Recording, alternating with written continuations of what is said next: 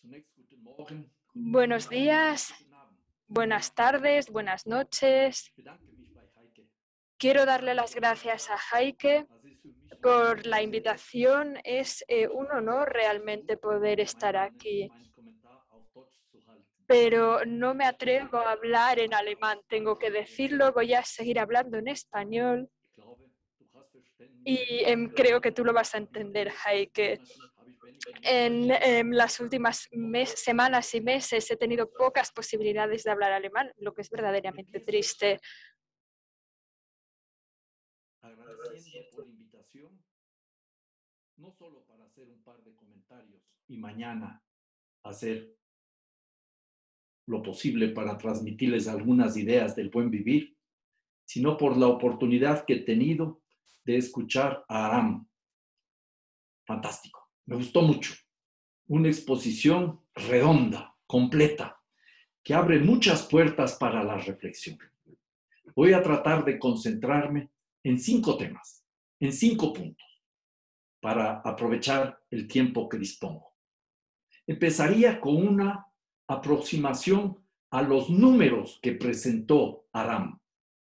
Él nos presentó una serie de números que normalmente no aparecen en la gran prensa y que establecen una realidad, no solo en la época colonial, sino ahora los países del sur global sostienen el estilo de vida, la imperiale Lebensweise de los países ricos.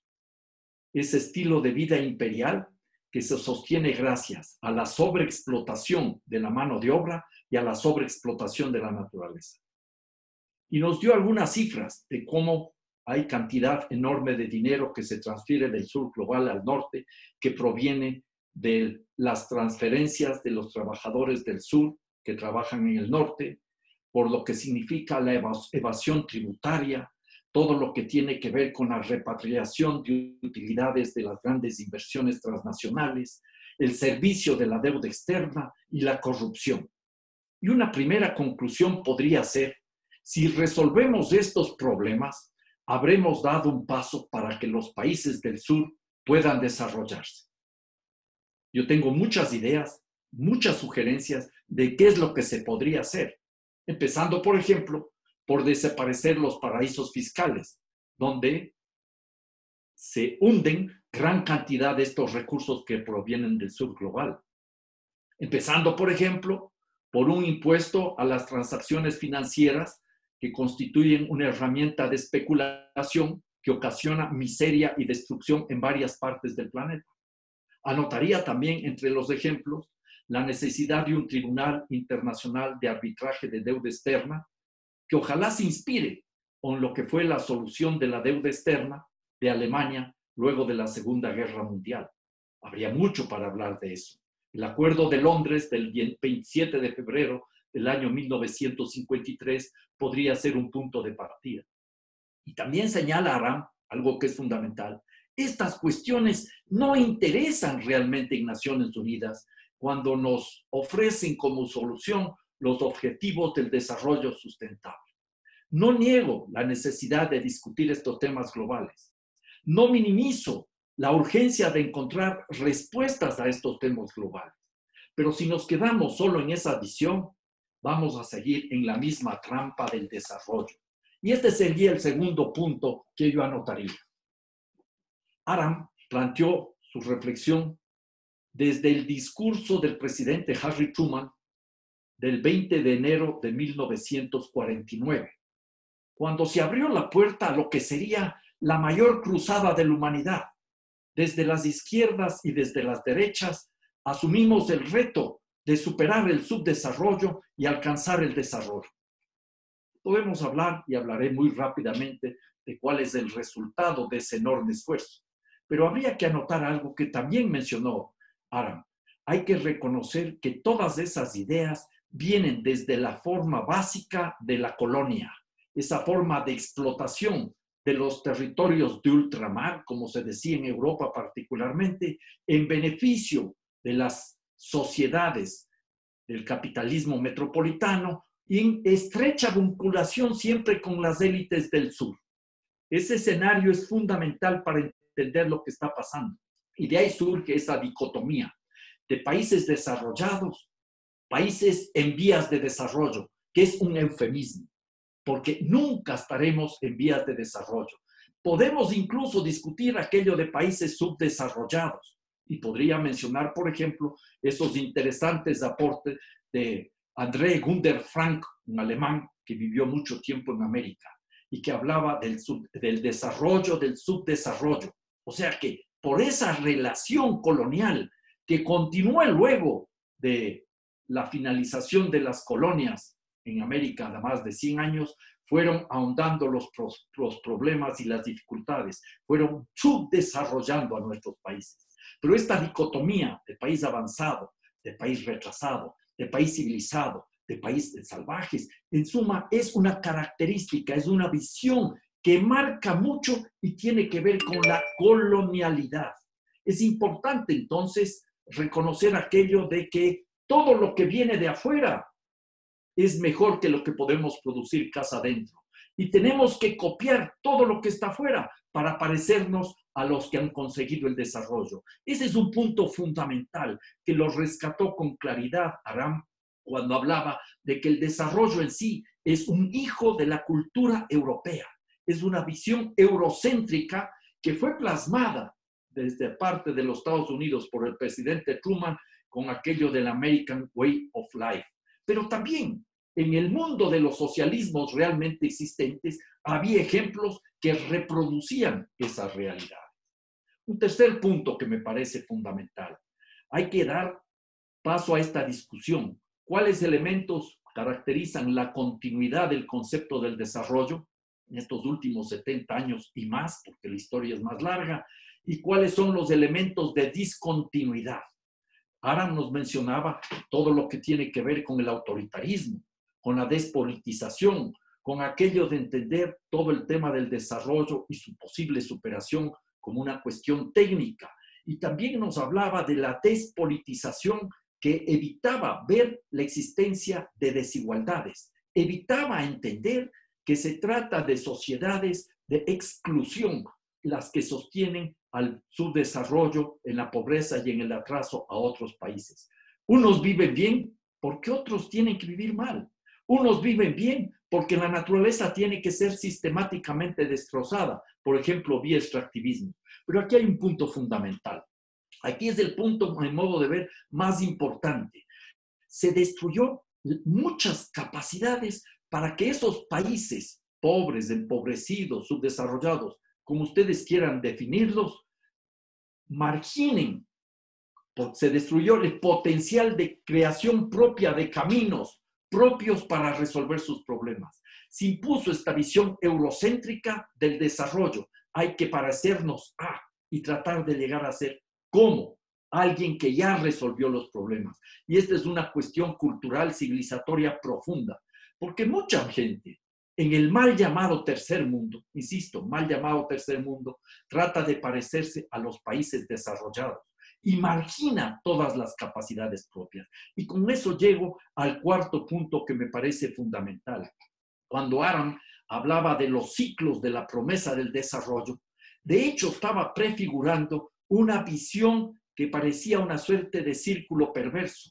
Como había un problema, se buscaba una serie de promesas para elaborar estrategias y recetas y fallaban estas propuestas y no había las soluciones esperadas. Y entonces en ese camino, en las últimas décadas, nos pasamos poniendo apellidos al desarrollo.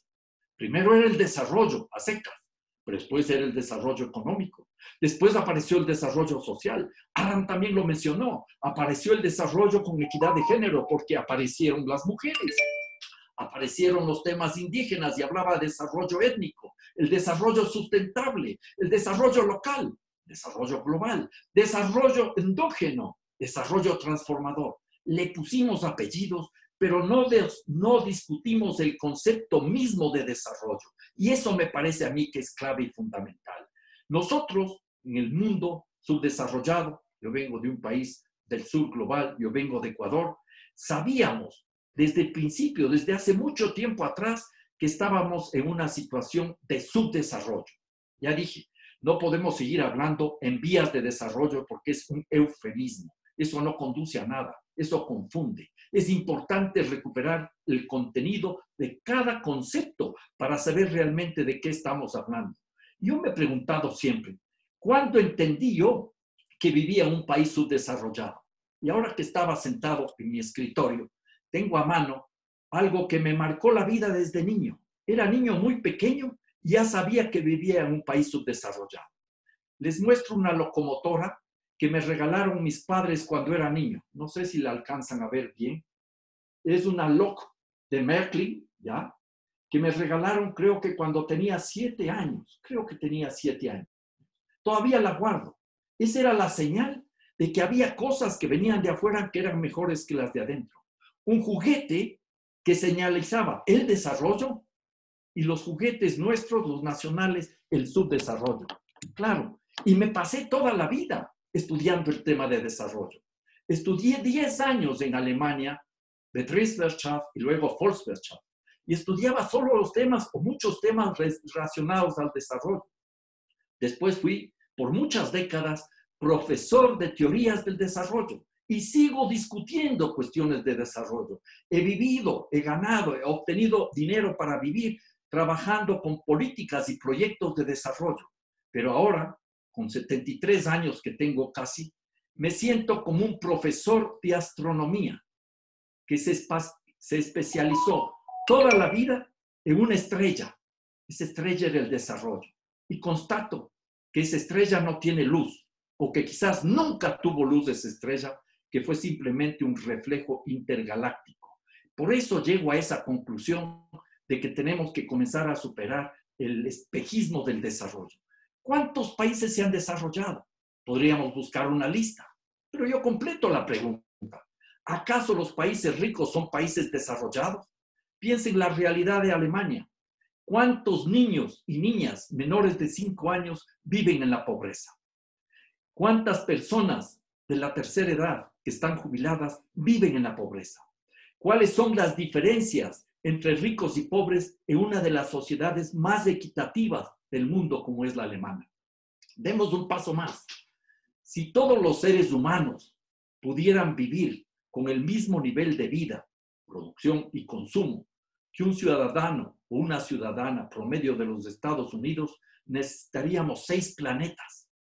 Y esa es una realidad perversa porque seguimos creyendo que el camino del desarrollo va a resolver nuestros problemas. Concluyo. Es importante entonces comenzar a superar la visión del desarrollo. Ha causado ya muchos destrozos en la humanidad. Es importante abrir la puerta a visiones mucho más amplias que permitan garantizar la vida digna de seres humanos, como decía Aram. Coincido plenamente, pero anotaría algo más, de seres humanos y de seres no humanos.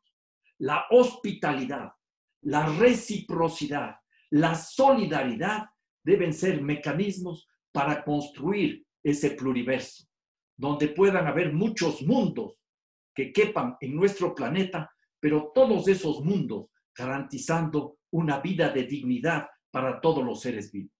Y les invito, para concluir definitivamente, a que lean un mensaje que dio Iván Illich. Iván Illich, un cura, un austríaco, ya murió hace tiempo atrás, un tipo brillante, hay como recuperar mucho de su pensamiento. Él fue invitado a dar una conferencia ante un grupo de jóvenes norteamericanos, norteamericanas, que venían a América del Sur para ayudar al desarrollo.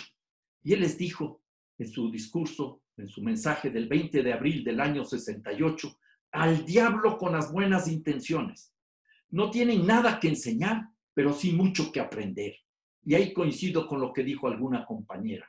Necesitamos un diálogo global. No hay nadie que tenga todas las respuestas.